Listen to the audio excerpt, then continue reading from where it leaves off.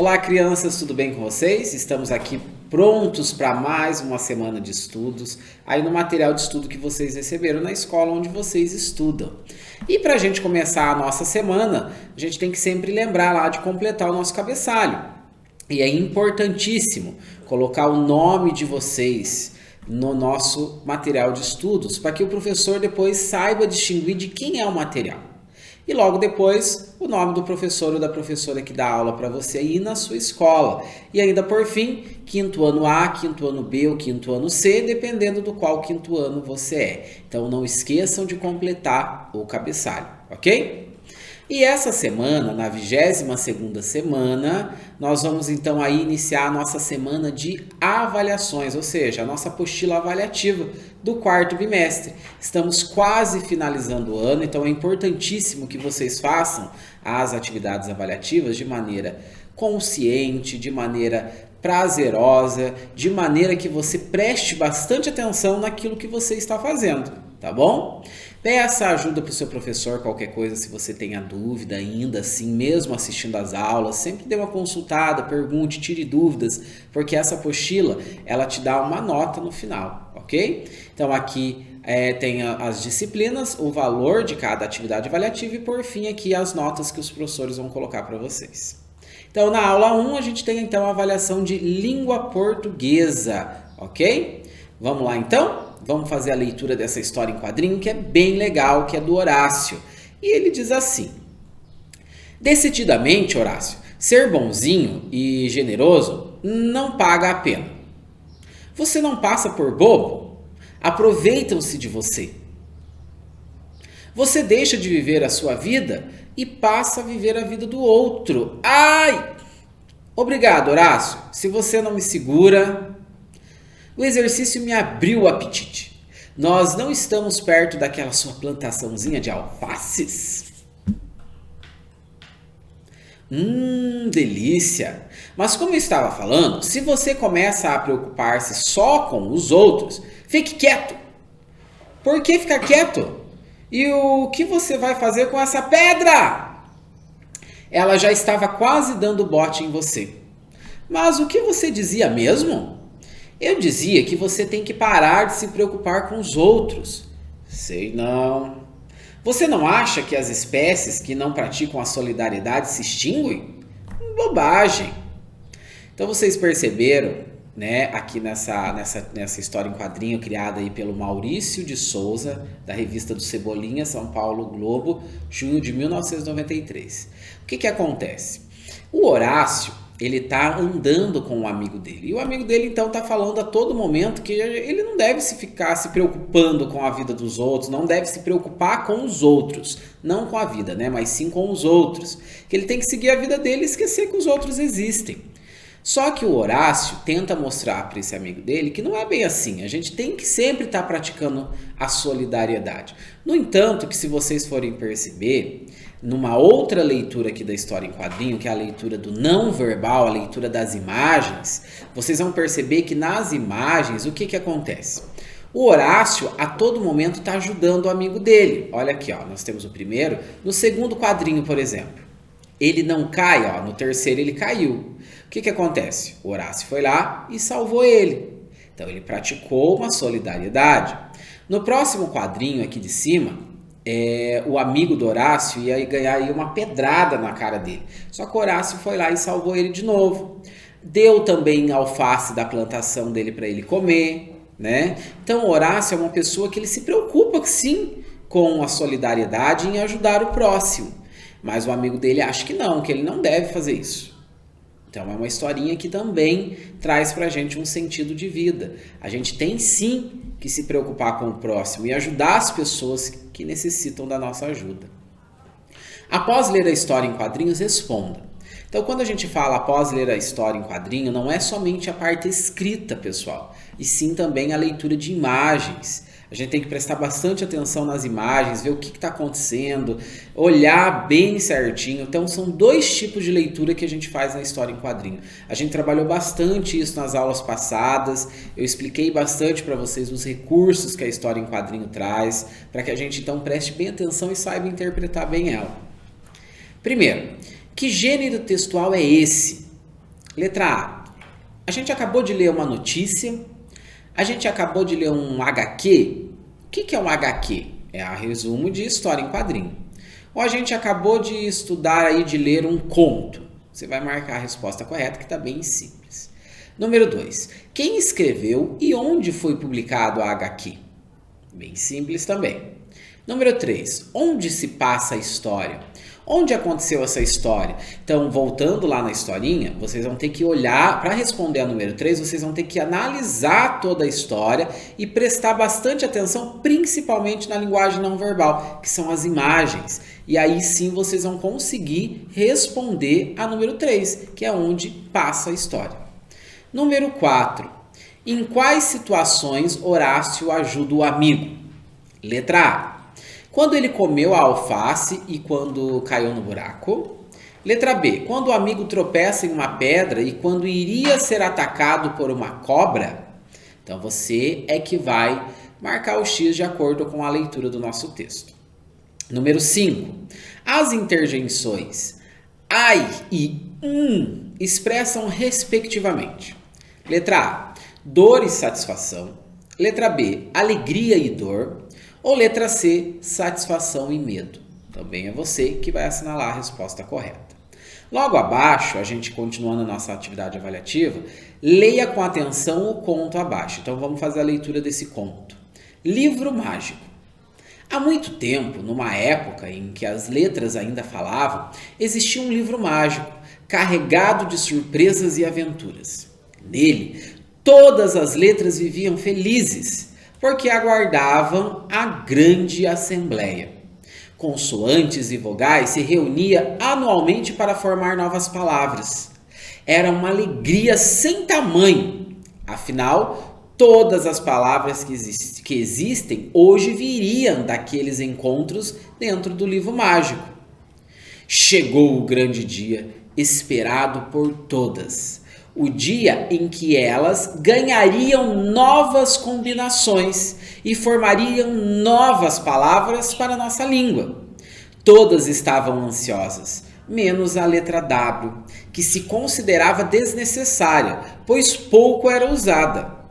Mas para formar novas palavras, as letras precisavam dar uma volta ao redor do mundo, a fim de realizar descobertas e fazer novas amizades.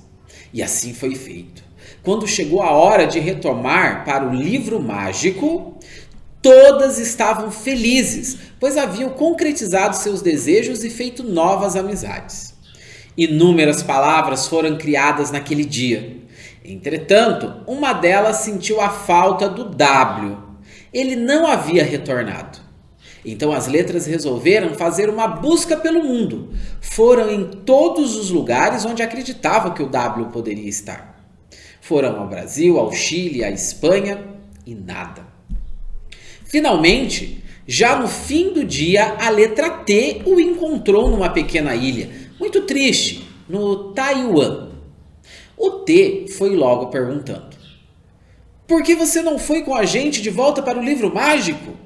Enfaticamente, a letra W respondeu: sou desnecessário, pois sou pouco usado. As palavras não gostam de me utilizar, e quando me usam, é somente para substituir a letra U ou a letra V.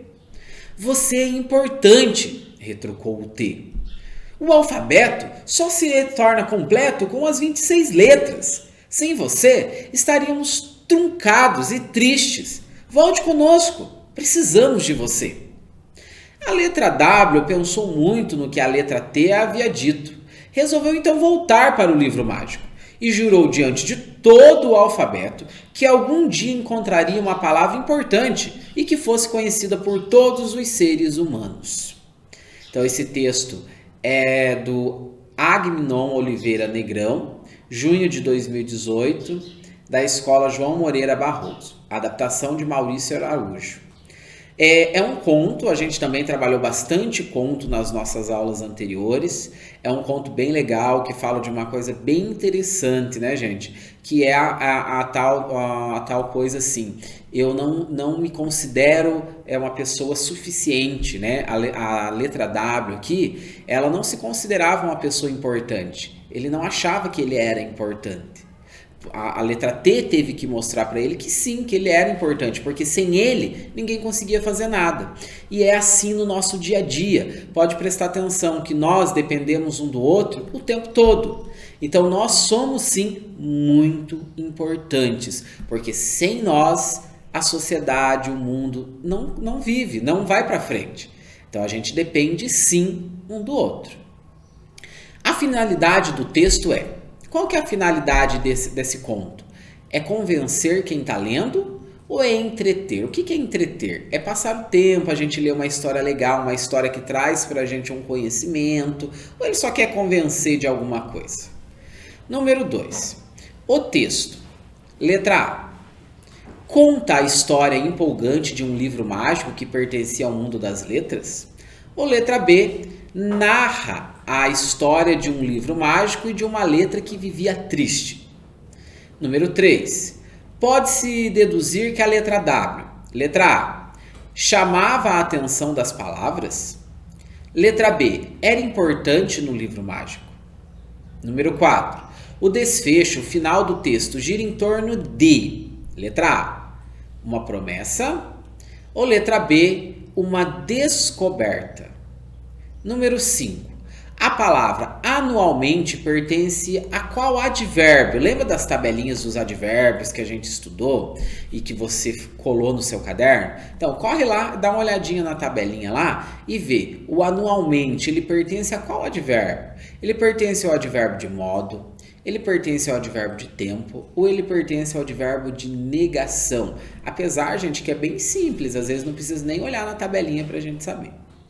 Aí tem uma dica minha aí do ladinho, ó, a minha imagem aqui, o professor Júnior, dizendo, dica do professor Júnior, sempre revise as suas respostas, é de extrema importância. Antes de você levar o material lá para o seu professor, revise, dê uma olhada se está tudo certinho, se não está faltando nada, ok? Agora, vocês vão ficar então com a aula de educação física e o Fute Tampinhas. Mas antes disso, se tiver alguma dúvida, consulte o professor ou a professora lá no seu grupo de estudos. A gente se vê por aí até a nossa próxima aula. Tchau, tchau!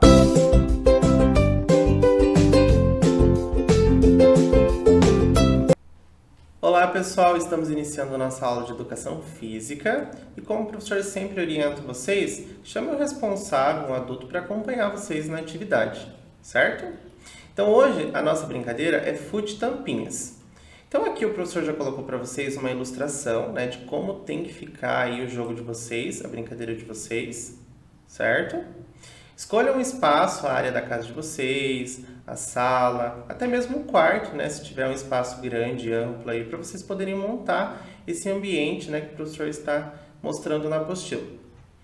Bom, os materiais necessários que vocês vão precisar aí no momento.